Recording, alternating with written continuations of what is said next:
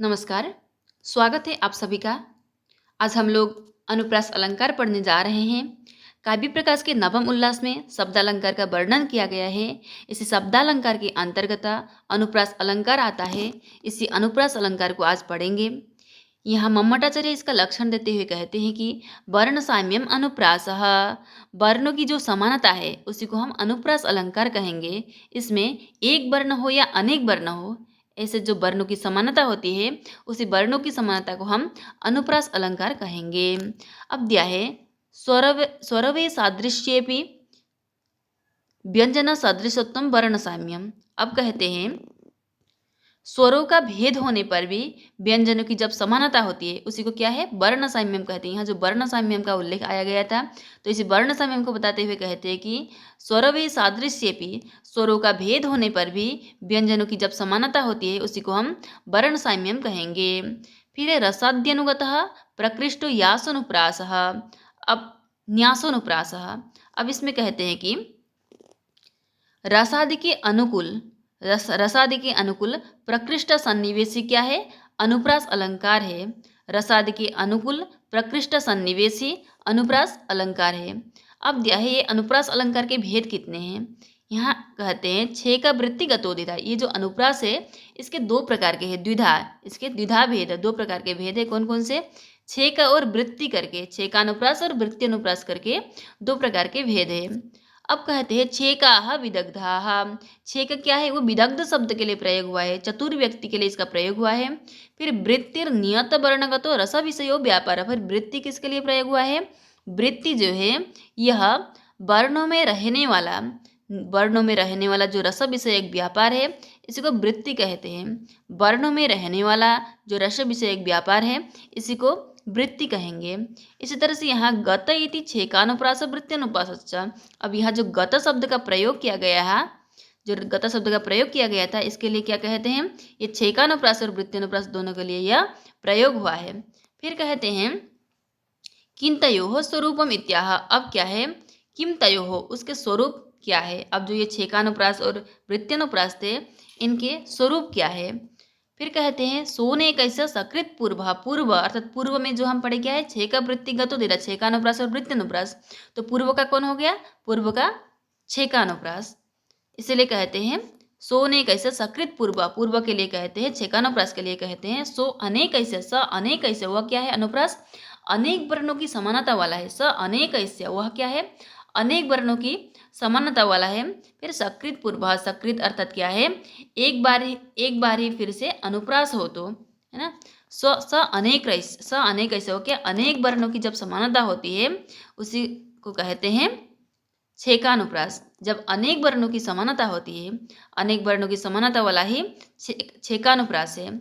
अब कहते हैं अनेक ऐसे अर्थात व्यंजन से सकृत एक बारम सादृश्यम छेकानुप्रास। अनेक ऐसे अर्थात अनेक व्यंजनों की सकृत अर्थात एक बारम, सकृत एक बार सादृश्य होना ही छेकानुप्रास है।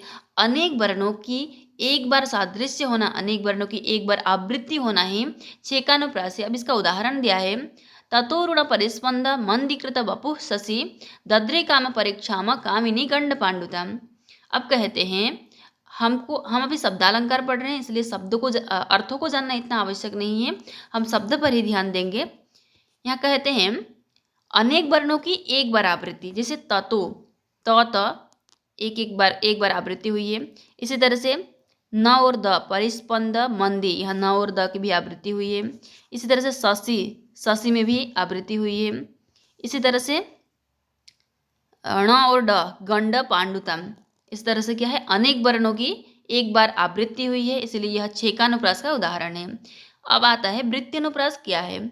एक ऐस्यापा सकृत पर वाला क्या है, वृत्ति, पूर्व वाला छेक और पर वाला वृत्ति, तो एक ऐस्यापा सकृत पर। अब क्या कहते हैं, एक या अनेक वर्णों की अनेक बार जब आवृत्ति होती है, एक या अनेक वर्णों की जब अनेक बार आवृत्ति होती है। छेकानुप्रास में क्या था, अनेक वर्णों की अनेक बार आवृत्ति, अनेक वर्णों की एक बार आवृत्ति होती है। छेकानुप्रास में था अनेक वर्णों की एक बार आवृत्ति होती है, पर वृत्त्यनुप्रास में क्या है, एक या अनेक वर्णों की अनेक बार आवृत्ति होती है, उसको कहते हैं वृत्त्यनुप्रास। अब यहाँ दिया है एकस्यापि शब्दात् अनेकस्य व्यञ्जनस्य दीर् बहुकृतो वा सादृश्यं वृत्त्यनुप्रासः। अब क्या कहते हैं, एकस्य अर्थात एक वर्ण का, और यहाँ जो अपि शब्द दिया है, अपि शब्द से कहते हैं, ये अपि शब्द से अनेक व्यंजनों का एक बार, या अपि शब्द के प्रयोग से कहते हैं अनेक व्यंजनों का एक बार या उससे अधिक बार जब सादृश्य होता है, आवृत्ति होता है, उसी को हम वृत्त्यनुप्रास कहेंगे। एक या अनेक वर्णों की जब अनेक बार आवृत्ति होती है, उसी को हम वृत्त्यनुप्रास कहेंगे। तो हमको ये समझ आ गया है छेकानुप्रास का मतलब क्या है। छेकानुप्रास का मतलब होता है अनेक वर्णों की जब एक बार आवृत्ति होती है, उसी को हम छेकानुप्रास कहेंगे। अनेक वर्णों की एक बार आवृत्ति हो तो छेकानुप्रास, फिर एक या अनेक वर्णों की अनेक बार आवृत्ति हो तो वह वृत्त्यनुप्रास है। अब है ये जो वृत्त्यनुप्रास है, ये 3 प्रकार के हैं। वृत्त्यनुप्रास कितने हैं? वृत्त्यनुप्रास 3 प्रकार के हैं। कौन कौन से हैं? पहला है उपनागरिका, उपनागरिका, उपनागरिका। फिर दूसरा परुषा, दूसरा है परुषा। फिर तीसरा है कोमला।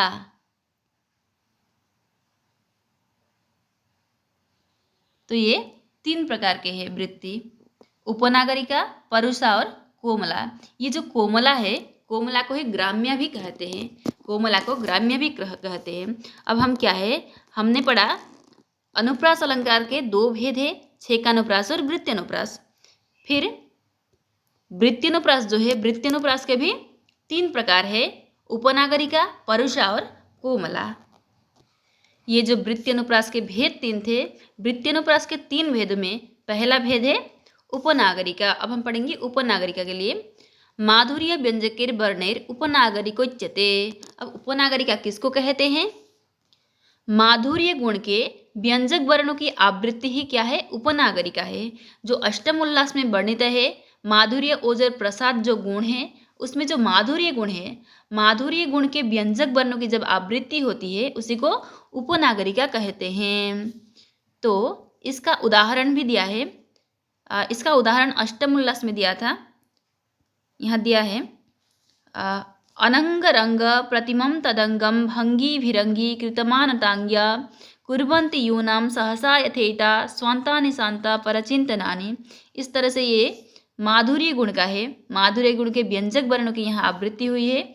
यहाँ जैसे कि देख सकते हैं, अनंग ङ और ग यहाँ आवृत्ति हुई है, यहाँ भी तदंग में भी आवृत्ति हुई है, भंग में भी आवृत्ति हुई है, भिरंगी में भी आवृत्ति हुई है, इससे मानतांग्या इसमें भी आवृत्ति हुई है।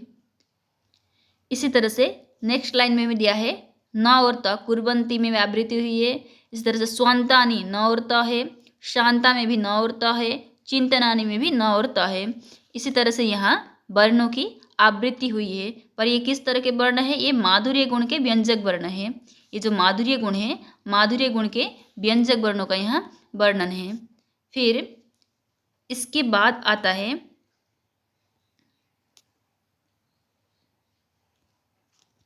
परुषावृत्ति क्या है। परुषावृत्ति के लिए यहाँ दिया है, उपनागरिका हम लोगों ने पढ़ लिया है, उपनागरिका का उदाहरण भी हम लोगों ने देख लिया है, जो कि माधुर्य गुण का यहाँ उदाहरण दिया हुआ था अष्टम उल्लास का। फिर परुषा क्या है? ओजः प्रकाशक तेस्तु परुषा। अब परुषा के लिए कहते हैं ओज प्रकाशक वर्ण ही क्या है? परुषा है। जो ओज प्रकाशक वर्ण है उसी को परुषा कहेंगे। अब परुषा के लिए भी यहाँ एक उदाहरण दिया है, ओज प्रकाशक वर्ण। अब ओज प्रकाशक वर्ण कौन से हैं? तो ओज प्रकाशक वर्ण के लिए कहते हैं, ये भी अष्टम उल्लास में ही वर्णन किया गया है। अष्टम उल्लास में जो माधुर्य, ओज और प्रसाद का वर्णन किया गया था, तो उसी में जो ओज है, ओज का उदाहरण देते हुए कहते हैं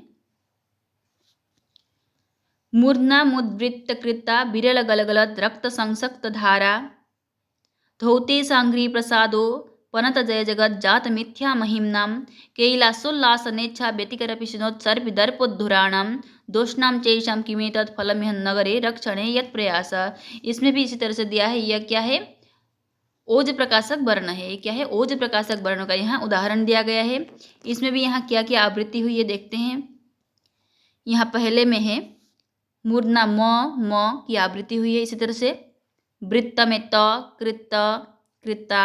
फिर इसी तरह से यहाँ ल का भी आवृत्ति हुई है। बिरल, गल, गल। इस तरह से यहाँ आवृत्ति हुई है। फिर यहाँ संसक्त धारा में स की आवृत्ति हुई है। यहाँ नेक्स्ट लाइन में भी यही है। जय, ज की आवृत्ति हुई है। जय, जगत, जात, मिथ्या। फिर म की भी आवृत्ति हुई है। मिथ्या, महिम्ना। इस तरह से यहाँ आवृत्ति हुई है। फिर इसके बाद है कैलासो, ल की भी आवृत्ति हुई है। कैलासो, लास, नेचा। फिर स की भी आवृत्ति हुई है। इसी तरह से लास्ट जो लाइन है इसमें भी यहाँ दोष्णाम चैषा कि में तत्फलम यह नगरी र रक्षणे यत प्रयास, इस तरह से यहाँ आवृत्ति हुई है। तो ये क्या है, ये ओज प्रकाशक वर्ण है। जो ओज प्रकाशक वर्ण होते हैं, ओज प्रकाशक वर्ण को ही परुषावृत्ति इस तरह से मम्मटाचार्य यहाँ कहते हैं। फिर कहते हैं उभयत्रापि पाग उदाहृतम। इसमें हम जो पहले उदाहरण दिया गया है वो हम दिखा चुके हैं, वो पढ़ चुके हैं इसका उदाहरण अष्टम उल्लास में जो दिया गया था। अब लास्ट में ही कोमला वृत्ति, कोमला परे ही, पर वाला क्या है कोमला, कोमला वृत्ति लास्ट में आती है। अब इसमें बताते हैं परे ही शेष ही, शेष का है, शेष का कोमला। फिर तामेव केचित ग्राम्यति वरंती, उसी को, इसी कोमला को कुछ लोग ग्राम्य इस तरह से कहते हैं। इसका उदाहरण दिया है अपसारय घनसारम कुरुहारम दूर एव किम कमलैः अलमलमाली मृणालैरिति वदति दिवानिशम बाला। यहाँ भी इसी तरह से र का आवृत्ति हुआ है। अपसारय, घनसारम, कुरुहारम, दूर, इस तरह से यहाँ र की आवृत्ति हुई है। फिर यहाँ भी ल की अल, मल, माली, इस तरह से यहाँ आवृत्ति हुई है। तो ये कोमला वृत्ति का उदाहरण है। कोमला अर्थात ग्राम्य वृत्ति का यह उदाहरण है। अब केशांचिदेत्ता वैदर्भी प्रमुखा ऋतयो मताः, ये जो 3 वृत्तियाँ हम पढ़े, उपनागरिका, परुषा और कोमला, ये जो 3 प्रकार के वृत्ति पढ़े, इन तीनों वृत्तियों को केशांचित अर्थात कुछ लोग वैदर्भी प्रमुख ऋतयो मतलब वैदर्भी आदि प्रमुख रीति मानते हैं। कुछ लोग क्या है, इन्हीं तीनों वृत्ति को वैदर्भी आदि प्रमुख रीति मानते हैं। अब है एतास्तिस्रो वृत्तयः वामनादीनां मते वैदर्भी गौड़ी पांचल्याद्या ऋतयो मताः। अब क्या कहते हैं, एतास्तिस्रो वृत्तयः, ये जो 3 प्रकार के वृत्ति है, उपनागरिका, परुषा और ग्राम्या, उसको वामनादीनां मते, वामन आदि के मत में वैदर्भी गौड़ी पांचाल्याख्या ऋतयो मताः, वैदर्भी गौड़ी और पांचाली नामक रीतियाँ मानी जाती है। ये इन तीनों को, उपनागरिका, परुषा और ग्राम्य जो 3 प्रकार के वृत्ति है, वामन आदि के मत में इन तीनों को वैदर्भी गौड़ी और पांचाली इस तरह से कहा जाता है। फिर है शब्दस्तु लाटनुप्रासो भेदे तात्पर्य मात्रतः। अभी तक हम लोगों ने वर्णों के साम्य के अनुसार अनुप्रास अलंकार पढ़ लिया है। वर्णों के साम्य के अनुसार अनुप्रास अलंकार हम लोगों ने पढ़ लिया है। अब क्या है, शब्दों के अनुसार हम पढ़ेंगे। यहाँ भी 2 अनुप्रास आते हैं। अगर हम शब्दों के आधार पर अनुप्रास कहेंगे, जैसे जब 2 शब्द रहते हैं, जब 2 शब्द आवृत्ति होते हैं, तो आवृत्ति होने से उन दोनों का अर्थ अगर अलग अलग अर्थ होगा तो हम उसको यमक कहेंगे। जब शब्द 2 आवृत्ति होते हैं, जैसे यहाँ सविधे करके जैसे 2 प्रकार आवृत्ति हुई है, अगर इनका अर्थ अलग अलग हो तो इनको हम इसको यमक अलंकार कहेंगे। पर जब 2 शब्द आवृत्ति हुई हैं पर उनका एक ही अर्थ हो, उसका अगर एक ही अर्थ हो तो उसको हम क्या कहेंगे, उसको हम अनुप्रास अलंकार कहेंगे। एक ही अर्थ होता है, केवल क्या है, तात्पर्य मात्र में कोई भेद प्रतीत होगा, तो ऐसे शब्दों के आधार पर वर्णित जो होगा उसको हम अनुप्रास अलंकार इस तरह से कहेंगे। ये अनुप्रास में भी क्या है, इसको लाटानुप्रास कहेंगे। ऐसे जो अनुप्रास होंगे उसी को हम लाटानुप्रास कहेंगे। तो वर्णों के आधार पर हम लोगों ने पढ़ लिया, वर्णों के साम्य के अनुसार। अब पढ़ेंगे शब्दों के अनुसार। शब्द जब आवृत्त होते हैं उसको क्या कहेंगे, लाटानुप्रास कहेंगे। शाब्दस्तु लाटानुप्रासो भेदे तात्पर्य मात्रतः। अब क्या है, तात्पर्य मात्रतः, तात्पर्य मात्र से भेद होने पर जो शब्दानुप्रास रहेंगे, तात्पर्य मात्र के भेद होने पर जो शब्द रहते हैं उनको ही हम क्या कहेंगे, उनको हम लाटनुप्रास इस तरह से कहेंगे। अब है शब्दगतो अनुप्रासः शब्दार्थयोर्भेदेप्य अन्वयमात्रभेदात् लाटजनबल्लभत्यात्र लाटनुप्रासः एव पदानुप्रासः इत्यन्ये। अब कहते हैं शब्दगतो अनुप्रासः। शब्दगतो अनुप्रासः, शब्दगत अनुप्रास। फिर शब्दार्थोर उभयोर भेदे अपि अन्वय मात्र भेदात्। अब क्या कहते हैं, शब्द और अर्थ का अभेद होने पर भी अन्वय मात्र के भेद से क्या होता है, अन्वय मात्र के भेद से लाटानुप्रास होता है। शब्द और अर्थ का अभेद होने पर भी अन्वय मात्र के भेद से लाटानुप्रास होता है। फिर क्या है, लाटजन बल्लभत्वाच्च लाटानुप्रासः। अब क्या कहते हैं, लाट देश के लोगों का यह प्रिय होने के कारण इसको लाटानुप्रास इस तरह से कहा जाता है। फिर पदानाम सह, ये जो लाटानुप्रास है यह 5 प्रकार का है।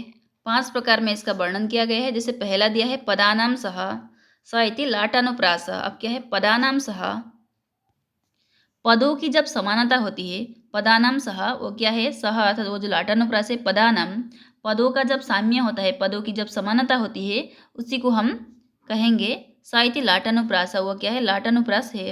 अब इसका उदाहरण दिया है, यस्य न सभिधे दयिता दबदहनस्तु हीन दिधितस्तस्य यस्य च सभिधे दयिता दबदहनस्तु हीन दिधितिस्तस्य। अब यह क्या है, यहाँ दोनों सेम ही है, बस यह न और च का फर्क दिया है, बाकी सब सेम ही दिया है।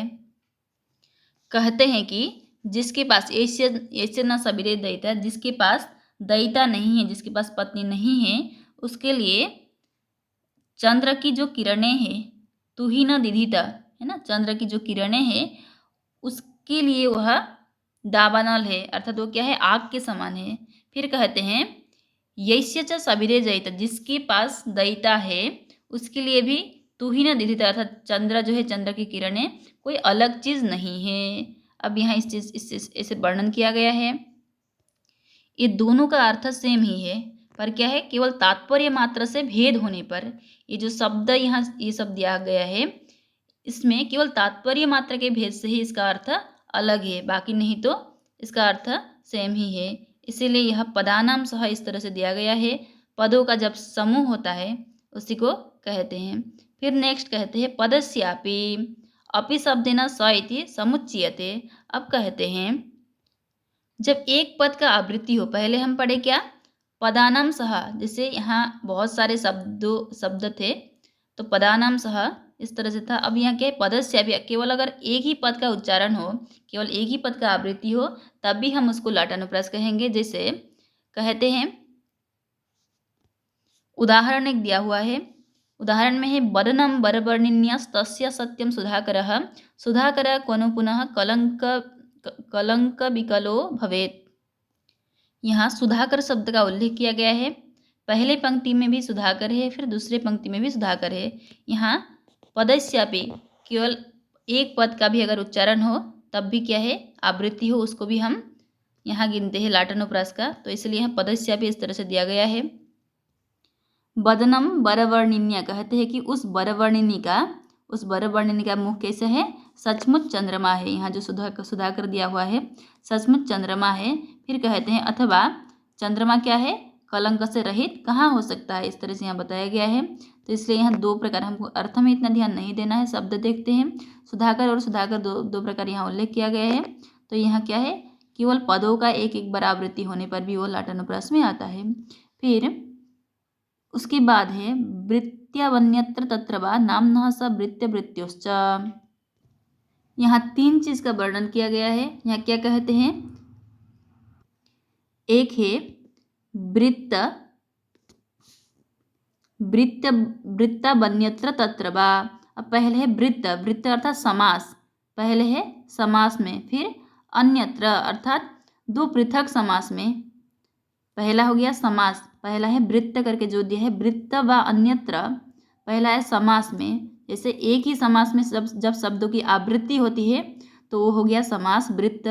फिर अन्यत्र अर्थात 2 पृथक समासों में जब शब्दों की आवृत्ति होती है। फिर उसके बाद है वृत्त वृत्यो, समास तथा असमास में एक ही शब्द की जब आवृत्ति होती है, यहाँ तीन चीजें। पहला है वृत्त, पहला है वृत्त अर्थात समास, वृत्त अर्थात पहला समास।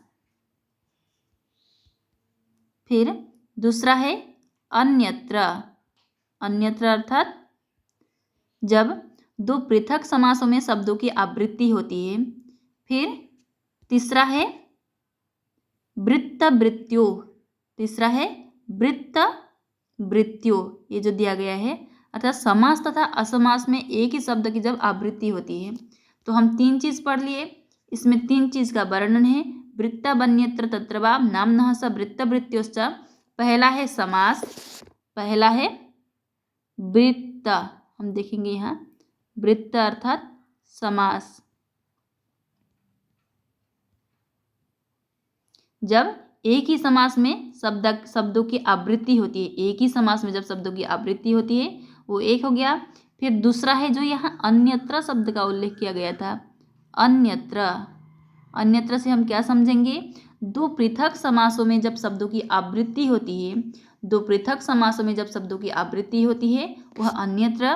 फिर उसके बाद वृत्त वृत्त्य, वृत्त वृत्त्य अर्थात समास तथा असमास में एक ही शब्दों की जब आवृत्ति होती है उसको हम कहेंगे। यहाँ एक उदाहरण दिया है, शीतकर कर रुचिर विभा विभाकराकार धरणीधर कीर्ति पौरुष कमला कमला सापी तबैवास्ति नान्यस्य। यहाँ देखते हैं पहला जो दिया है शीतकर कर रुचिर, शीतकर कर रुचिर विभा, यहाँ जो कर कर करके दो उल्लेख किया गया है जिसकी सभेद किरणें हैं, तो ये क्या है, एक ही समास में प्रयोग हुआ है। एक ही समास में जब शब्दों की आवृत्ति होती है, यहाँ शब्द की कर कर करके जो शब्दों की आवृत्ति हुई है, एक ही समास में जब शब्दों की आवृत्ति हुई है वो पहला वाला हो गया वृत्त। फिर दूसरा देखते हैं, दूसरा क्या था, ये विभा, शीतकर कर कर रुचिर विभा, यहाँ विभा एक है। फिर विभा करा कार, यहाँ दो अलग अलग, विभा विभा का उल्लेख तो है पर अलग अलग है, अलग ही समास में ये प्रयोग हुआ है। दो पृथक समासों में जब शब्दों की आवृत्ति हुई है ना, यहाँ भी पृथक समास में जब दो पृथक समास में शब्दों की आवृत्ति होती है।